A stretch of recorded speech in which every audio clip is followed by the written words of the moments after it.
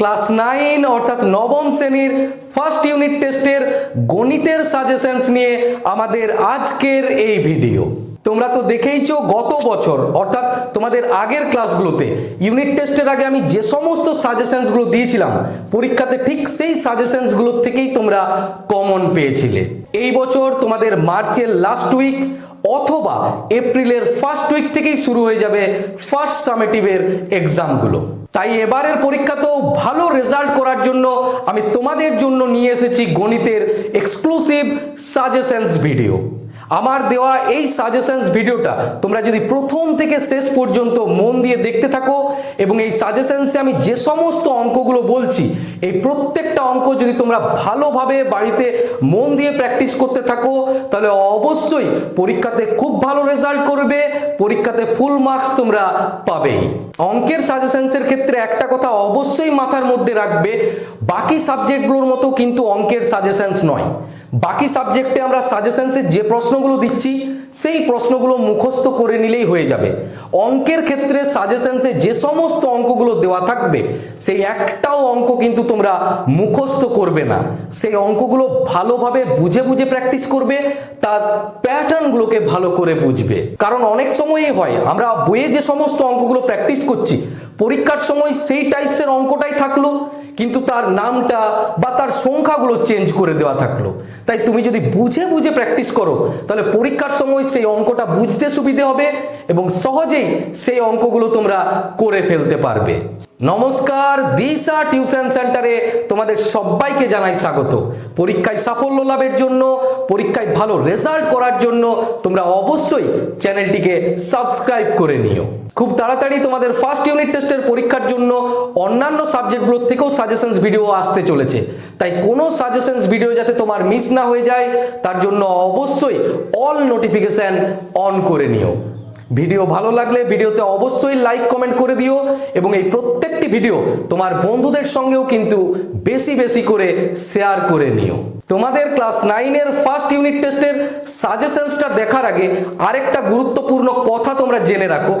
এর আগে অর্থাৎ ক্লাস 5 থেকে ক্লাস 8 পর্যন্ত ফার্স্ট ইউনিট টেস্ট এবং সেকেন্ড ইউনিট টেস্টের তোমরা যে পরীক্ষাগুলো দিয়েছিলে সেই পরীক্ষাগুলো তোমরা কোশ্চেনের উপরই অ্যান্সার লিখেছো, কিন্তু ক্লাস 9 এবং ক্লাস 10 থেকে তোমাদের কোশ্চেন আলাদা দেওয়া থাকবে, অ্যান্সার শিট আলাদা দেওয়া থাকবে।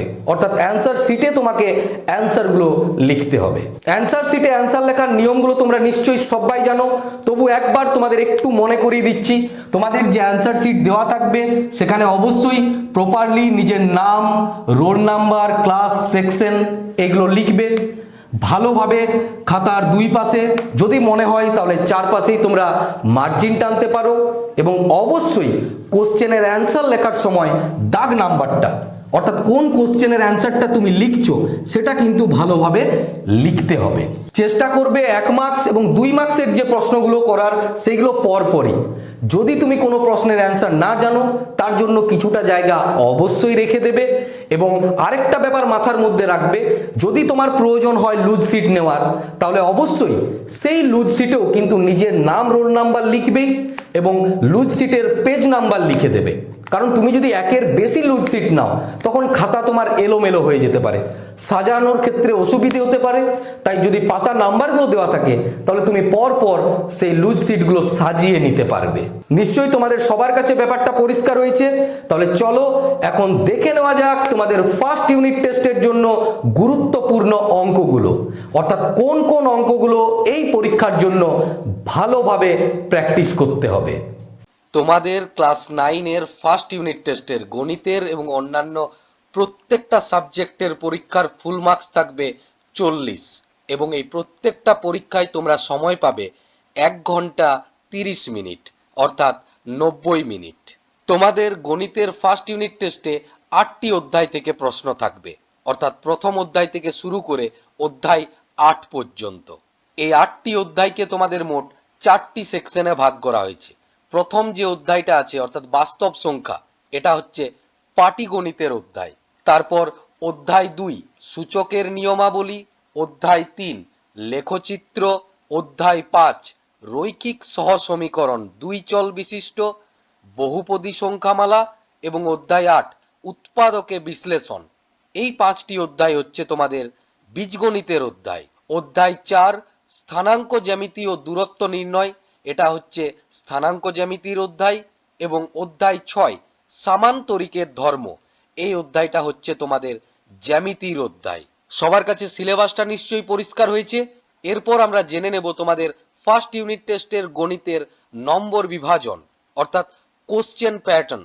কোন অধ্যায় থেকে কত করে মার্কস থাকবে এবং কি রকমের কোশ্চেন থাকবে। কোশ্চেনের শুরুতেই তোমাদের থাকবে অতি সংক্ষিপ্ত উত্তর ভিত্তিক প্রশ্ন, অর্থাৎ যে প্রশ্নগুলো হয় 1 মার্কসের।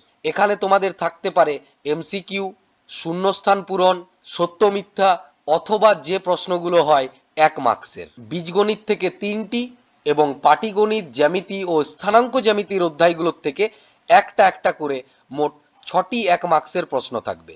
তাহলে এখান থেকে তোমরা পেয়ে যাচ্ছ 6 মার্কস। তারপর থাকবে সংক্ষিপ্ত উত্তর ভিত্তিক প্রশ্ন, অর্থাৎ যেগুলো হবে 2 মার্কসের অঙ্ক। পাটিগণিত এবং জ্যামিতির একটা একটা করে অধ্যায় আছে, সেই অধ্যায়গুলোর থেকে একটা করেই সংক্ষিপ্ত প্রশ্ন থাকবে। স্থানাঙ্ক জ্যামিতির থেকে সংক্ষিপ্ত প্রশ্ন থাকবে না। এবং বীজগণিত থেকে মোট 4টি সংক্ষিপ্ত প্রশ্ন থাকবে। বীজগণিতের 5টি অধ্যায় আছে, সেখানে দেখো লেখচিত্র থেকে একটা থাকবে, রৈখিক সহসমীকরণ থেকে একটা থাকবে, উৎপাদকে বিশ্লেষণ থেকে একটা থাকবে এবং সূচকের নিয়মাবলী অথবা বহুপদী সংখ্যামালা, এই দুটো অধ্যায়ের মধ্যে যে কোনো একটা অধ্যায় থেকে একটা 2 মার্কসের কোশ্চেন থাকবে। তাহলে সংক্ষিপ্ত প্রশ্ন তোমাদের থাকছে মোট 6টি, এখান থেকে তোমরা পেয়ে যাবে 6 2 12 মার্কস। তারপর থাকবে দীর্ঘ উত্তর ভিত্তিক প্রশ্ন, যেগুলো হবে সাধারণত 3 মার্কসের, কোনো কোনো প্রশ্ন থাকতে পারে 4 মার্কসের। দীর্ঘ উত্তর ভিত্তিক প্রশ্নগুলো দেখে নাও কোন অধ্যায় থেকে কেমন থাকবে। পাটিগণিতের একটা অধ্যায়, এখান থেকে একটাই 3 মার্কসের প্রশ্ন থাকবে। স্থানাঙ্ক জ্যামিতির যে অধ্যায় 4 দূরত্ব নির্ণয়, এখান থেকেও একটাই 3 মার্কসের প্রশ্ন থাকবে। বীজগণিত থেকে মোট 3টি 3 মার্কসের প্রশ্ন থাকবে। অধ্যায় 3 লেখচিত্র থেকে একটা, অধ্যায় 5 রৈখিক সহসমীকরণ থেকে একটা এবং অধ্যায় 8 উৎপাদকে বিশ্লেষণ থেকে একটা। আর জ্যামিতির থেকে তোমাদের দুটো দীর্ঘ উত্তর ভিত্তিক প্রশ্ন থাকবে। দুটো উপপাদ্য দেওয়া থাকবে, একটা করতে হবে, তার জন্য তোমরা পেয়ে যাবে 4 মার্কস। এবং উপপাদ্যের প্রয়োগ অর্থাৎ এক্সট্রা উপপাদ্য একটা থাকবে, এখান থেকে তোমরা পেয়ে যাচ্ছ 3 মার্কস। কোশ্চেন প্যাটার্নটা যদি ভালো করে লক্ষ্য করো তাহলে দেখতে পাবে বীজগণিত থেকে সব থেকে বেশি মার্কস আছে 20 এবং জ্যামিতির থেকে বেশি মার্কস আছে 10। যারা অঙ্কে একটু দুর্বল আছো বা অঙ্কে অসুবিধে হয়, তারা এই দুটো সেকশনকে ভালোভাবে করো, অর্থাৎ বীজগণিত এবং জ্যামিতি, তাহলেই তোমরা অঙ্কে অনেক ভালো মার্কস কিন্তু তুলতে পারবে। তোমরা সবাই কমেন্টের মাধ্যমে জানাও অঙ্কের সিলেবাস এবং নম্বর বিভাজন তোমরা বুঝতে পেরেছো কিনা। তাহলে এরপর আমরা আলোচনা করব প্রত্যেকটা অধ্যায় থেকেই গুরুত্বপূর্ণ অঙ্কগুলো। প্রথমেই আমরা পাটিগণিতের অধ্যায়টা আলোচনা করে নিই। তোমরা বের করে নাও তোমাদের বইয়ের 1 পাতায় অধ্যায় 1 বাস্তব সংখ্যা। অধ্যায় 1-এর প্রথম অনুশীলনী, অর্থাৎ 7 পাতায় কোষে দেখি 1.1 বের করে নাও। এখান থেকে তোমরা দুটো অঙ্ক দেখে রাখবে, 5-এর দাগ এবং 7-এর দাগ, অর্থাৎ এই সংখ্যাগুলোর মধ্যে মূলদ সংখ্যা নির্ণয়। অঙ্কগুলো কিন্তু বুঝে বুঝে প্র্যাকটিস করবে, কারণ এখানে 4 ও 5-এর মধ্যে 3টি মূলদ সংখ্যা লিখতে বলেছে। পরীক্ষাতে এটা 4 ও 5-এর জায়গায় 6 ও 7ও বলা থাকতে পারে। সাধারণত মূলদ সংখ্যা নির্ণয় করতেই বলবে, সংখ্যা রেখাতে সেগুলো বসানোর জন্য বলা থাকবে না। এবং এই অঙ্কগুলো থাকলে 2 মার্কসেই থাকবে। এখান থেকে অনেক সময় একটা প্রয়োগের অঙ্কও থাকে, 6 পাতায় তোমরা প্রয়োগ 17-র অঙ্কটা একটু দেখে রাখবে। এরপর তোমরা বের করে নাও 11 পাতায় পরবর্তী অনুশীলনী, অর্থাৎ কোষে দেখি 1.2। এখান থেকে যে দুটো অঙ্ক আসার অনেকখানি সম্ভাবনা আছে এবং এলে সেইগুলো 3 মার্কসেই থাকবে। কোষে দেখি 1.2 এর 4-এর দাগ এবং 5-এর দাগ, অর্থাৎ সংখ্যা রেখায় √5 এবং √3 কে স্থাপন করতে হবে। এছাড়া তোমরা 1 মার্কসের কোশ্চেনের জন্য এই 1-এর দাগের সত্য মিথ্যাগুলো একটু চোখ বুলিয়ে নিতে পারো। এরপর চলে এসো এই অধ্যায়ের শেষ অনুশীলনী, অর্থাৎ 19 পাতায় কোষে দেখি 1.3-এ। এখান থেকে তোমরা 2 মার্কসের জন্য দেখে রাখবে 6-এর দাগ, 3-এর 7 এবং 1-এর 11-র মধ্যে অমূলদ সংখ্যা লিখি, খুব গুরুত্বপূর্ণ। তারপর 3 মার্কসের জন্য তোমরা দেখে রাখবে 8-এর দাগের অঙ্কগুলো, সংখ্যা রেখায় নিচের দশমিক সংখ্যাগুলো স্থাপন করি। সংখ্যা রেখায় স্থাপন হয় রুটের অঙ্কগুলো অথবা এই দশমিকের অঙ্কগুলো, যে কোনো একটা অঙ্ক তোমরা 3 মার্কসে অবশ্যই পাবে। তাই এই অঙ্কগুলো কিন্তু ভালোভাবে প্র্যাকটিস করবে। 8-এর প্রত্যেকটাই দেখে রাখতে পারো, তার মধ্য থেকে গুরুত্বপূর্ণ হচ্ছে 8-এর 1 এবং 8-এর 3। এরপর এই অনুশীলনীর থেকে তোমরা 1 মার্কসের জন্য দেখে রাখবে 2-এর দাগ, নিচের সংখ্যাগুলোকে দশমিকে বিস্তার করি এবং কি ধরনের বিস্তার পাবো। তারপর 3-এর দাগ, এই অঙ্কটা কিন্তু খুবই গুরুত্বপূর্ণ, আসার অনেকটা সম্ভাবনা আছে। তাছাড়া 11-এর দাগ তোমরা চোখ বুলিয়ে নিতে পারো। চলে এসো পরের পাতা, 14-এর দাগ, বহু বিকল্পীয় প্রশ্ন অর্থাৎ এমসিকিউ। এগুলো বলবো প্রত্যেকটাই তোমরা দেখে রাখবে। তার মধ্য থেকে যে অঙ্কগুলো দেখবেই সেটা হচ্ছে 14-এর 1, 2, তারপর 14-এর 3, 4 এবং 5। সবাই মার্ক করে নিয়েছো নিশ্চয়ই? একবার বলছি মিলিয়ে নাও। 2-এর দাগ এবং 3-এর দাগ 1 মার্কসের জন্য, 6-এর দাগ হচ্ছে 2 মার্কসের কোশ্চেনের জন্য, 8-এর দাগ 3 মার্কসের জন্য, 11 একবার দেখে রাখবে এবং 14-এর দাগের অঙ্কগুলো হচ্ছে 1 মার্কসের জন্য। পাটিগণিতের অধ্যায় আমাদের আলোচনা হয়ে গেল। এরপর আমরা আলোচনা করব তোমাদের স্থানাঙ্ক জ্যামিতির অধ্যায়। তোমরা সবাই বের করে নাও 4 নম্বর অধ্যায়ে 45 পাতায় কোষে দেখি 4। খুব সহজ একটা অধ্যায়, দুটো মাত্র সূত্র আছে, সেই দুটো সূত্র যদি তোমার মনে থাকে সহজেই অঙ্কগুলো করতে পারবে। একটা হচ্ছে মূল বিন্দু থেকে দূরত্ব নির্ণয়, আর একটা হচ্ছে বিন্দু যুগলের মধ্যে দূরত্ব নির্ণয়। এখান থেকে তোমরা যে অঙ্কগুলো ভালোভাবে অবশ্যই প্র্যাকটিস করবে সেটা হচ্ছে 6, তারপর 8, 9 এবং 13। এই 4টি অঙ্কের মধ্যে একটা অঙ্ক 3 মার্কসে আসার সম্ভাবনা সব থেকে বেশি। তাছাড়া তোমরা তো জানোই এই ইউনিট টেস্টের কোশ্চেনগুলো প্রত্যেকটা স্কুলেই আলাদা আলাদা হয়। তাই আমি বলবো এখান থেকে আর 3টি অঙ্ক চোখ বুলিয়ে নিতে পারো। প্রত্যেকটা অঙ্কের প্যাটার্ন একই রকম, তাই একটু যদি দেখে নাও তাহলেই সহজেই করতে পারবে। সেটা হচ্ছে 11, 12 এবং 14।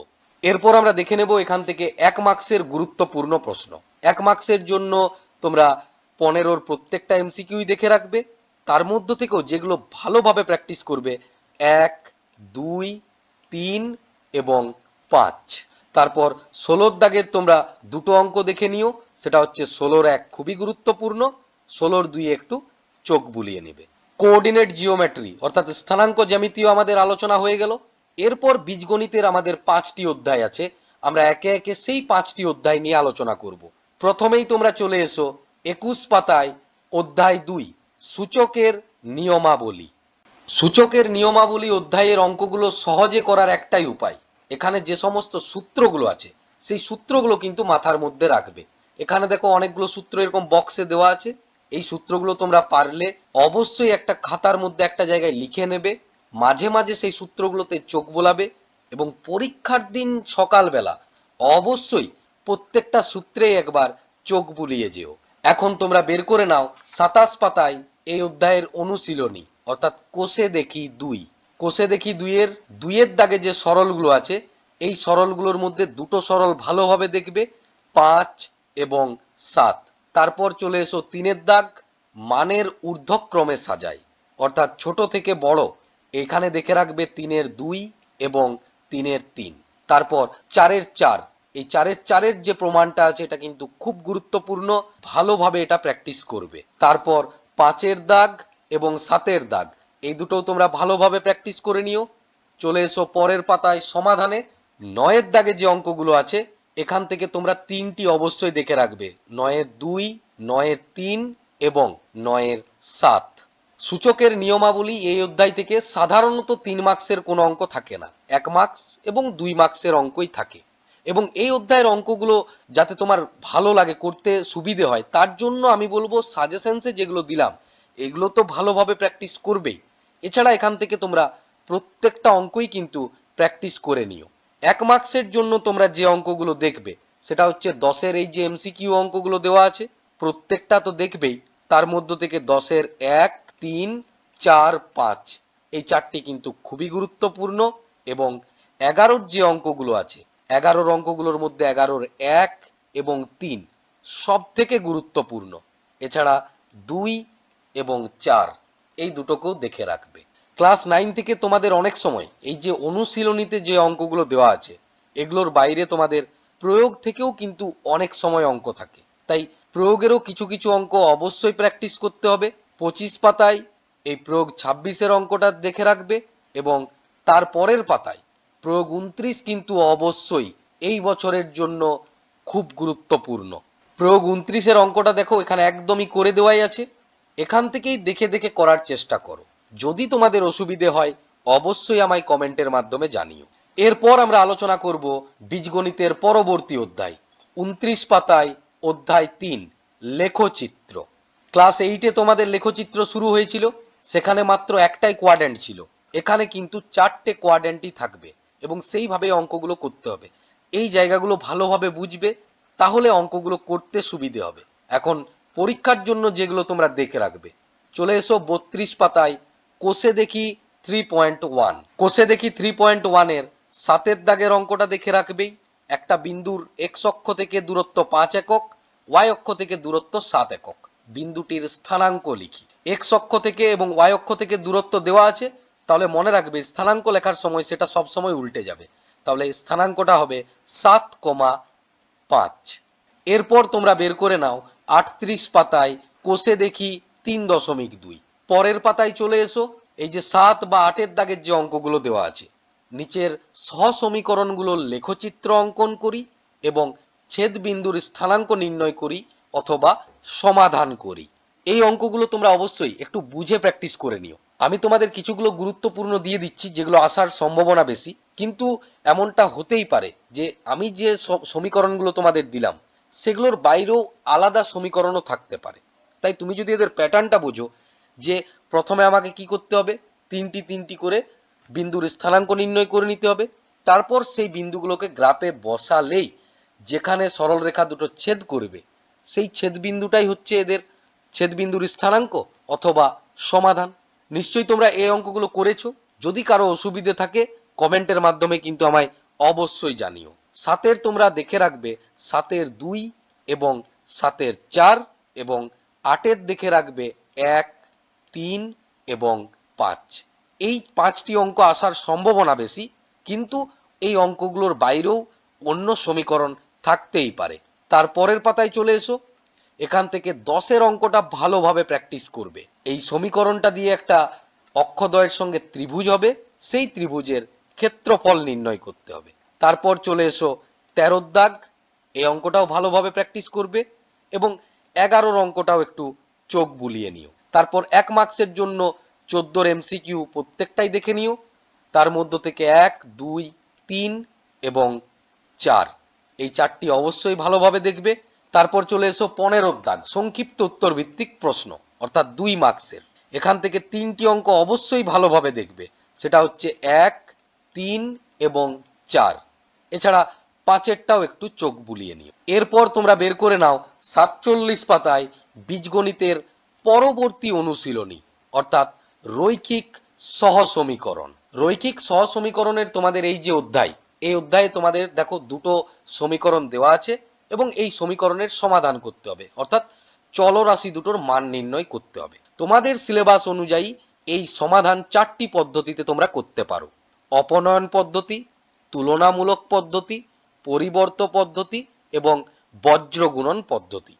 খুব কম স্কুলেই এরকম থাকে যে যেখানে সমীকরণগুলো দেওয়ার পাশাপাশি তারা বলে দেয় যে এই পদ্ধতিতেই সমাধান করতে হবে। বেশিরভাগ স্কুলে কি থাকে, এরকম সমীকরণ দুটো দেওয়া থাকবে, তারপর বলা থাকবে সমাধান করো, অর্থাৎ তোমার যে পদ্ধতিতে সুবিধে তুমি সেই পদ্ধতিতেই সমাধানটা করতে পারো। তাই আমি তোমাদেরকে বলবো তোমরা এই 4টি পদ্ধতির মধ্যে অপনয়ন বা পরিবর্ত পদ্ধতিতেই সমাধানগুলো করার চেষ্টা করো, কারণ এই ইউনিট টেস্টেও কাজে লাগবে, আবার পরের ইউনিট টেস্টেও এই অধ্যায়টা আবার থাকে এবং সেখানে সমাধানগুলো অপনয়ন বা পরিবর্ত পদ্ধতিতেই করতে হয়। তাই এই দুটো পদ্ধতি তোমরা যদি ভালোভাবে প্র্যাকটিস করে রাখো তাহলে তোমাদের অনেকটাই সুবিধে হবে। এখন চলো দেখে নিই কোন কোন সমাধানগুলো তোমাদের ভালোভাবে প্র্যাকটিস করতে হবে। চলে এসো 60 পাতায় কোষে দেখি 5.3।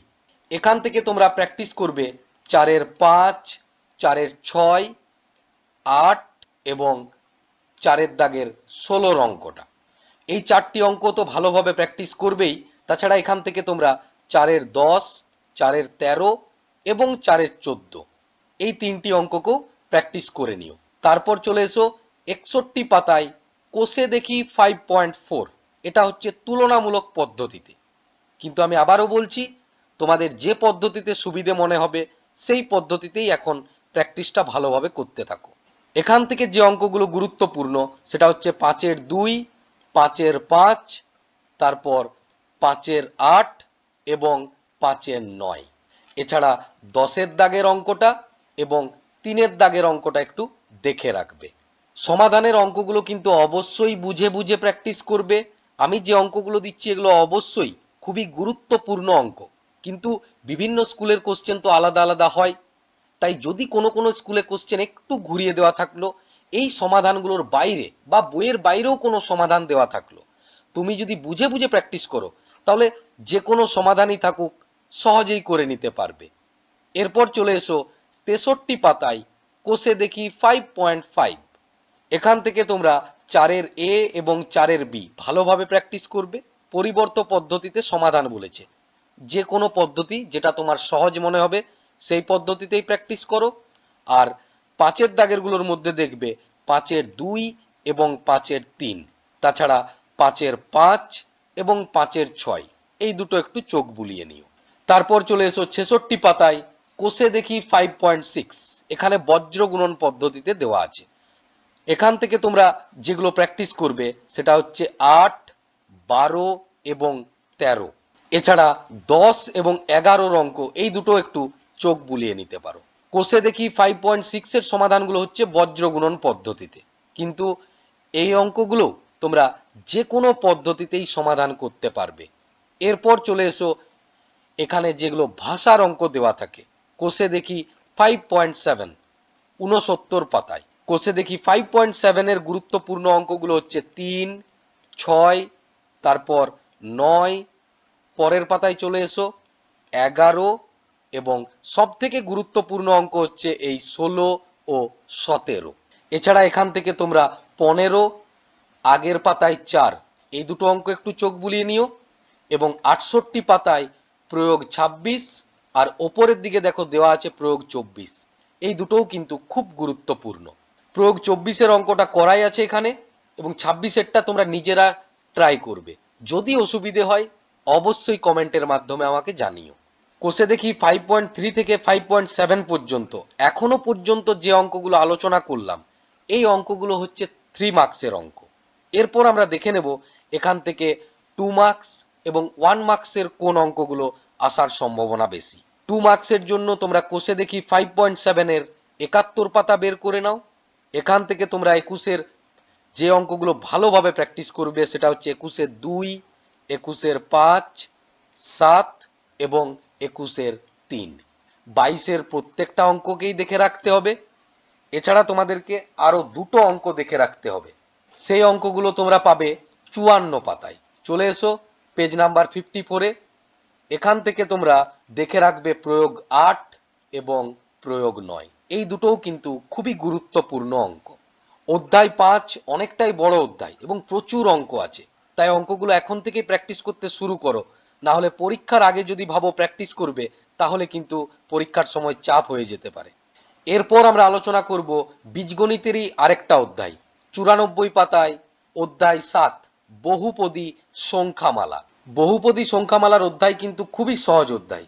শুধুমাত্র তোমাকে এটা শিখতেই হবে এখানে যে কিভাবে একটা বহুপদী সংখ্যামালার শূন্য নির্ণয় করতে হয়, তাহলেই সমস্ত রকম অঙ্ককে সহজেই করতে পারবে।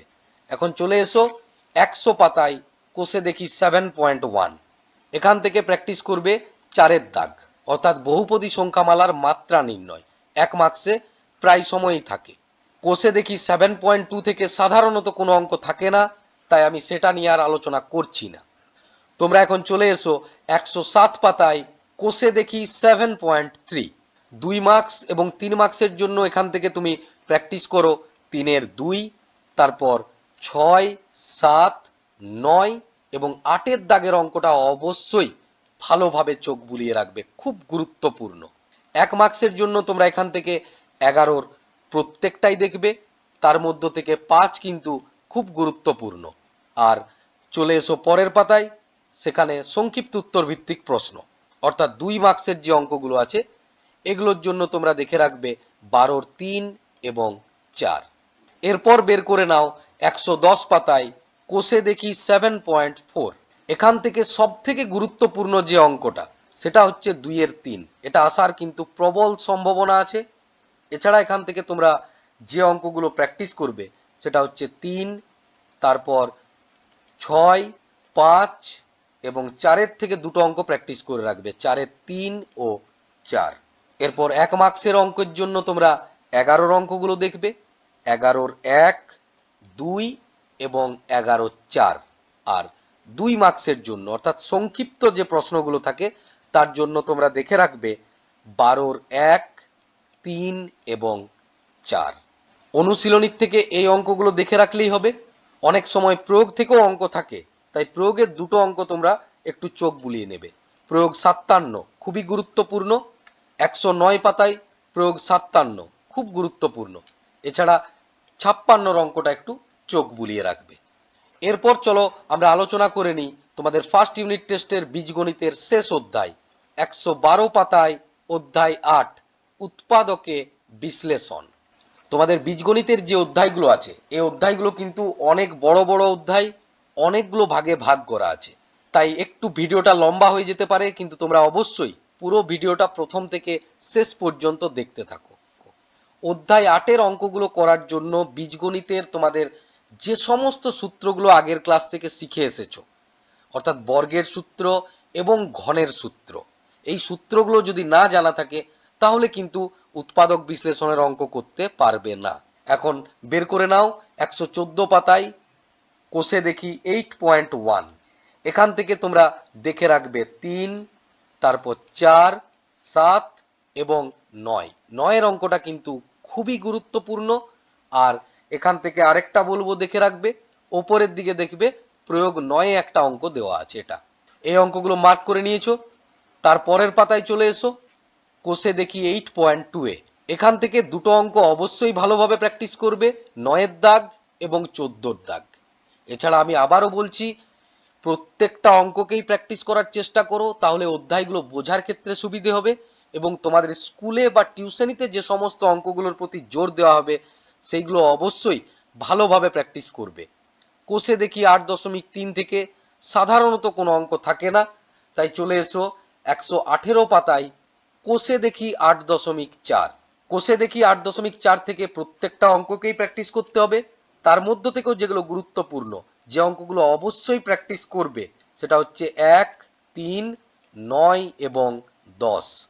এরপর বের করে নাও 122 পাতায় এই অধ্যায়ের শেষ অনুশীলনী, কোষে দেখি 8.5।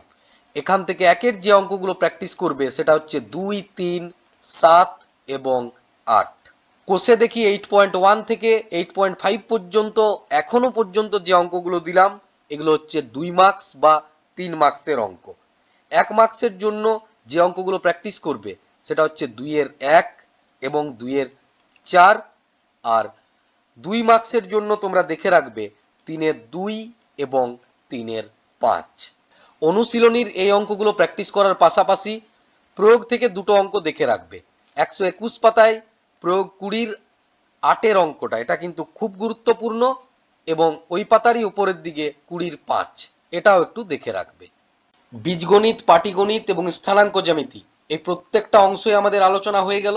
এখন বাকি আছে তোমাদের শুধুমাত্র জ্যামিতির অংশ।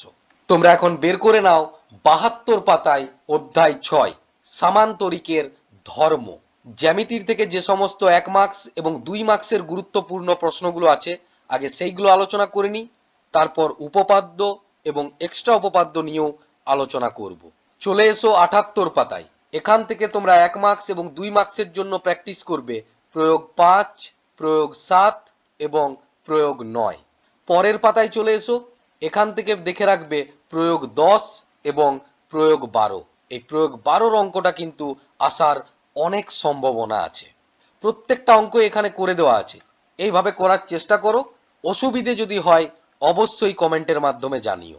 এরপর চলে এসো 92 পাতায় কোষে দেখি 6। কোষে দেখি 6 থেকে যে সমস্ত 1 মার্কস এবং 2 মার্কসের প্রশ্নগুলো আসে সেটা হচ্ছে 16-র 1, 2 এবং 5 আর 17 দাগ থেকেও 3টি অঙ্ক দেখে রাখবে, 17 1, 3 এবং 5। এরপর আমরা আলোচনা করব গুরুত্বপূর্ণ উপপাদ্য এবং এক্সট্রা উপপাদ্য। চলে এসো 83 পাতায়। এখান থেকে তোমাদের যে উপপাদ্যটা ভালোভাবে করতে হবে, উপপাদ্য 16 খুব গুরুত্বপূর্ণ। তারপর 87 পাতায় উপপাদ্য 18, এটাও খুব গুরুত্বপূর্ণ। এবং চলে এসো 90 পাতায়, এখান থেকে তোমরা দেখে রাখবে উপপাদ্য 19। তাহলে উপপাদ্য 16, 18 এবং 19 এই তিনটি এই বছরের জন্য সব থেকে বেশি গুরুত্বপূর্ণ। এই তিনটি উপপাদ্য ভালোভাবে করে রাখবে। মনে রাখবে উপপাদ্য কিন্তু কখনোই মুখস্থ করবে না, বুঝে বুঝে ভালোভাবে পড়বে উপপাদ্যটা, তারপর না দেখে দেখে লেখার চেষ্টা করবে। সহজেই এই উপপাদ্যগুলো তোমার মাথার মধ্যে থেকে যাবে। এখন এই তিনটি উপপাদ্য ছাড়া আর দুটো উপপাদ্য আমি বলবো একটু চোখ বুলিয়ে রাখতে পারো। উপপাদ্য 14 এবং তারপর 77 পাতায় উপপাদ্য 15। তাহলে কোন কোনগুলো বললাম?